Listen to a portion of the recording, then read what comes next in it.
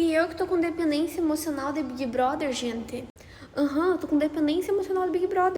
Eu tô aqui na praia, aqui, aproveitando bastante, mas já tô pensando, a gente tá no hotel agora de novo, tô pensando assim, a gente vai sair comer, coisa arada, e depois eu vou querer voltar e vou querer assistir o quê? Big Brother. Já faz 2 dias que eu não assisto e eu já tô assim, perdida, já quero saber de tudo, quero assistir esses 2 dias que eu perdi.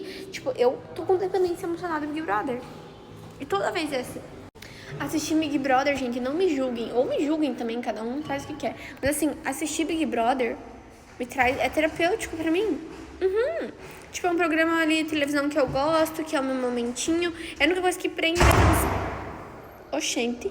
A única coisa que prende minha atenção é assistir Big Brother. Sentar lá e assistir Big Brother, pra mim é maravilhoso. Não tem, é maravilhoso, entendeu? É o meu momentinho, a minha horinha, que eu gosto de ficar quietinha, não gosto que ninguém fale, quero prestar atenção. Amo assistir Big Brother. É eu e o Big Brother e eu. Sempre.